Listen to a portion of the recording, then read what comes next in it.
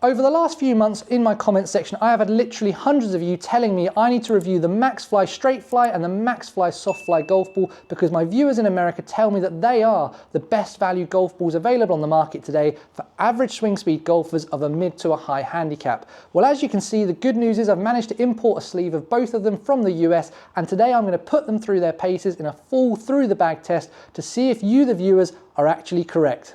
Let's find out. Right, so as always with my tests, we're going to start with the short game, 60-degree wedge, 20 yards, sort of chip hit shot, move up to full shots then with pitching wedge, 7-iron and driver. We're going to start with the soft fly because I'm just really keen to see, after benchmarking with the Titleist TruFeel, just how soft this golf ball actually feels. Incredibly soft. Really incredibly soft. It's got a really incredibly dull sound, which, you know, typical of any golf ball that is soft, but I think the compression rating of this one is 35, and that just makes it so soft. One of the softest golf balls you're going to find on the market today. And as a result, even compared to lots of other soft golf balls that I test on this channel, this certainly does have the feel of an incredibly soft, dull golf ball, which I totally get why so many of you love that feel of it. That one's really jumped up. That could be down to obviously my delivery, but popped up, very typical of what I would expect of a golf ball at this price point. If you've watched my channel for some time, typically with cheaper, softer golf balls, they tend to deliver their short game performance through a higher, more loopy ball flight and a little bit less spin than a premium golf ball. And that there is typical of what I would expect to see.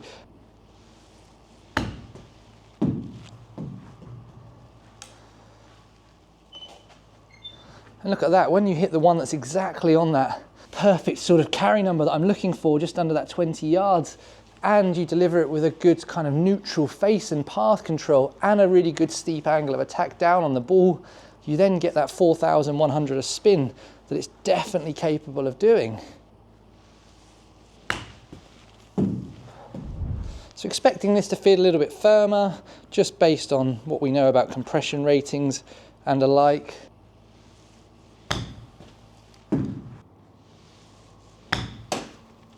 It definitely sounds a little bit clippier, that's certainly the case, and probably closer to the sound of slightly more firmer premium golf balls. But again, it's a sound that's quite familiar to me and quite comfortable to me based on the testing I've done on this channel. It definitely doesn't feel as firm as maybe the clippy cover would suggest compared to other sort of premium golf balls that have a similar sound.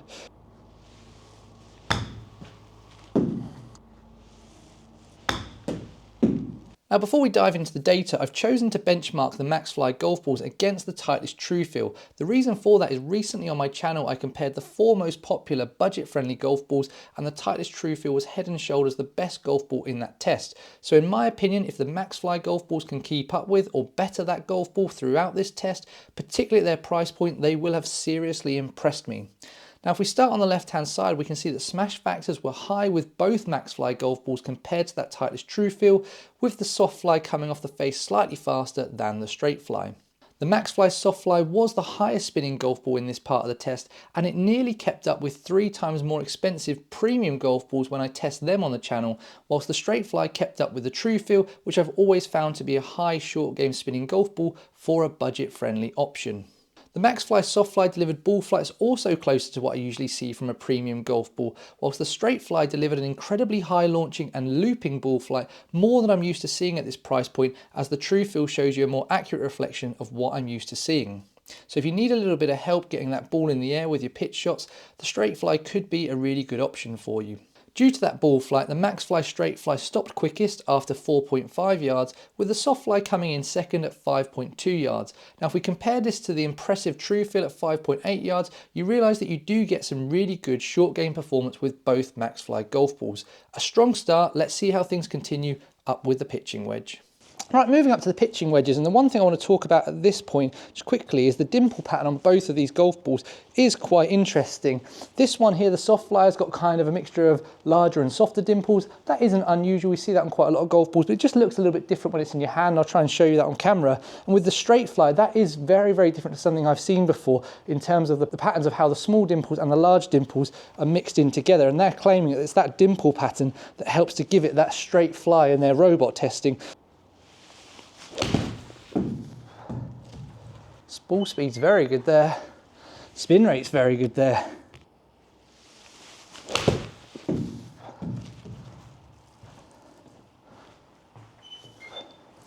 That's not a bad reply after a shank.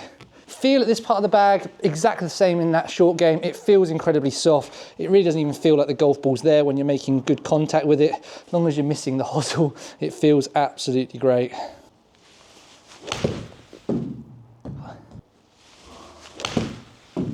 Sheesh, that's really good. That is the fastest ball speed we've had today.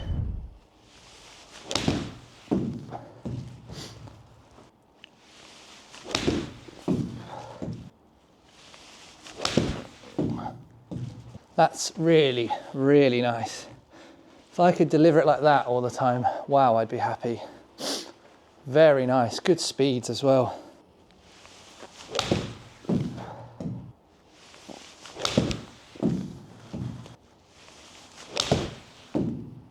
I think that's a nice one to finish on, it's good. Now starting on the left hand side, we can see that ball speeds were nearly 2 miles an hour faster with both MAXFLI golf balls versus the Titleist TruFeel, and they were nearly identical to each other. The spin rate of the MAXFLI STRAIGHTFLI was seriously impressive at 7,421 RPM, which was 250 RPM more than the Titleist TruFeel. The MAXFLI SOFTFLI did lag behind slightly here with 10% less spin at 6,726 RPM. Ball flights with both MAXFLI golf balls were also near identical to each other, with both launching marginally higher and landing slightly steeper than the Titleist TruFeel, but with both reaching 4 to 5 feet peak heights higher than that Titleist TruFeel. Now, due to the lower spin rate, that MAXFLI SOFTFLI undoubtedly is carried a couple of yards further in this part of the bag at 113.0 yards. However, the MAXFLI STRAIGHTFLI with its higher spin stops quickest after only 3.2 yards. As you can see here from my shot dispersion, there's not really much in it in this part of the test. However, we do have to see that the Titleist TruFeel was marginally better front to back, while both MAXFLI golf balls were a little bit tighter left to right.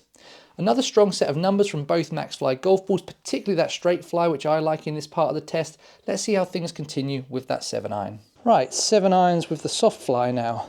Now, interestingly, I've not been getting a lot of spin with the TruFeel today, but have been getting some really good distance with it as a result of that low spin. So interested to see what the SOFTFLI does. Nice ball speed out the gate. Huge distance and not a bad spin rate. That's very compelling because it also felt great. Face just a little open, but we've hit it 160. It's long. It's definitely a long golf ball, this SOFTFLI. Again, it might be because it's a little bit lower spinning than some premium offerings, but for the handicapped golfer looking for a golf ball that's going to be fairly straight flight and it's going to give them some distance, this could be good. The only concern you would have, like any golf ball, potentially because of that flight as well, which again, it might just be my ball flight on the day, is maybe it's just not going to stop on a green as quickly, but that's maybe the only criticism of it at the moment. That's just another really good one. Really, really nice. And that right there is just an outstanding one to finish on. That little baby draw that I love to see. Really good, really good.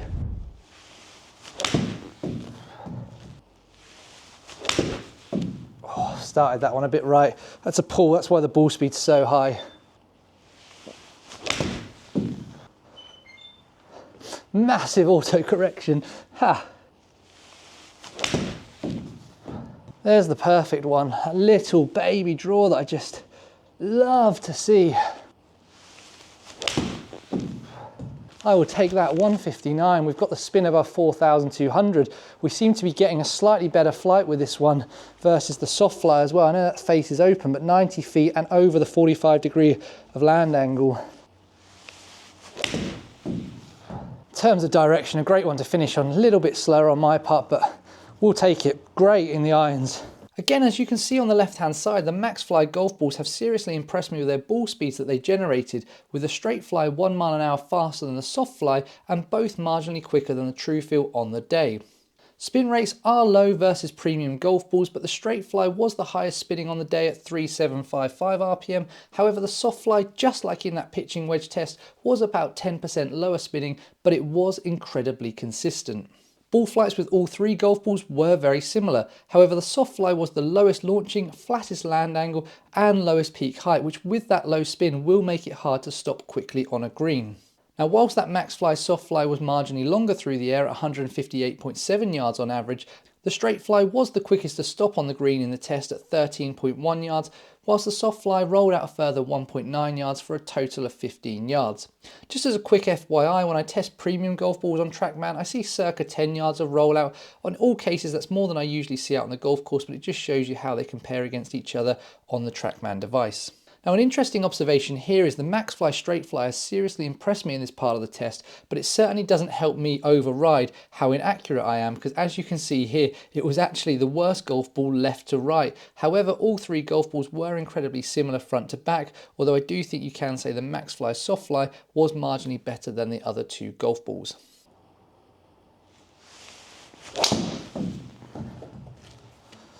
Not bad ball speed first out the gate.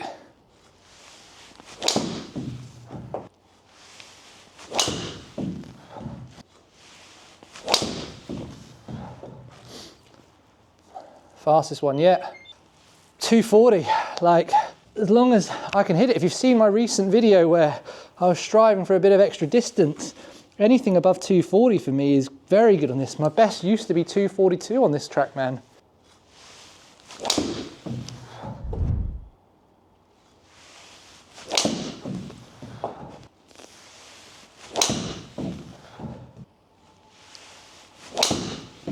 Not bad, 239.9.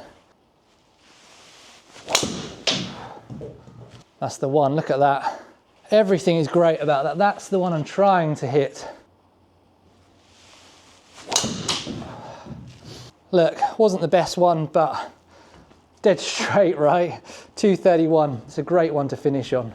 Now, for the final time, ball speeds with both MAXFLI golf balls were good and marginally better again on the day than the Titleist TruFeel. However, I did hit the TruFeel first in all parts of the test, so I was a little bit more warmed up with the MAXFLI golf balls, and I think if I went back and hit another batch of shots with the TruFeel in all parts of the test, we would see that ball speeds were very, very similar. Interestingly, this time around we've seen the SOFTFLI spin more than the STRAIGHTFLI. However, all three balls were low spin in this part of the test, and there was only 230 RPMs between the highest spinning and the lowest spinning golf ball. With driver, they say the perfect combination is high launch and low spin, something that the STRAIGHTFLI delivered best in this test. If you need a slightly lower driver flight, the SOFTFLI does offer this over the other two golf balls, so that is something to consider. It's therefore no surprise that the MAXFLI STRAIGHTFLI had the longest carry distance at 214.6 yards, which was circa 4 yards longer than the other two balls in the test, and the longest total distance at 238.1 yards, which was circa 5 yards longer than the other two golf balls. If we just take a look at those dispersion patterns there, we can see actually the MAXFLI STRAIGHTFLI and SOFTFLI were incredibly consistent front to back and left to right, and marginally better than the Titleist TruFeel, with that one shot out to the left hand side just making that dispersion circle look a little bit worse. Right, so you've seen me hit the shot, you've heard me talk through the data. All that's left for us to discuss is the price point of these two golf balls. Now, at the time of filming this video, you could pick up a dozen of each of these golf balls for $19.99, or incredibly 4 dozen for $54.98. Outstanding value for the level of performance and feel that we're getting out of these golf balls. Now, that leads me really nicely back into the question that I posed in the thumbnail for this video. Were you right? All of you in the comment section over the last couple of months telling me that these were the best value golf balls in the US. I think you might well be. Now, the little caveat I'll give to that is I've not tested every single golf ball available on the American market, but based on the extensive testing I've done over the last 2 or 3 years, these are going to be incredibly hard to beat. And I think there's 3 different types of golfer that potentially should give these golf balls a go. First up, it's the new golfer or the higher handicap golfer who's still losing quite a few golf balls, but wants to enjoy some good performance at a good price point. I definitely think you should give these a go. Equally, golfers with a slightly slower swing speed, I think you'll enjoy your ability to compress both of these golf balls, and maybe you'll eke out a couple of extra yards in the process as well. And equally, just any golfer that's a little bit price conscious and wants to save a couple of dollars or a couple of pounds on their golf ball, definitely give these a go as well, because they do make a fantastic option, even if you were just to use them in the winter when greens are a bit softer and the ball naturally stops a little bit quicker as well. Now, if you've got some value out of this video and you'd like to give me some value back, all you've got to do is hit that thumbs up button. It lets YouTube know that golfers just like you might be interested in watching this video. And if you're not yet following me, The Weekend Tour Pro on YouTube, then you can hit that subscribe button down below. And if you ring that bell icon, you'll get notified of all my videos as they land on YouTube every single week. Equally, if you've enjoyed this video and you think you might want to watch a couple more of mine, there's a couple of options on screen for you right now. You can press one of those and you'll go straight into that video. Thanks for watching. Have a great day. Goodbye.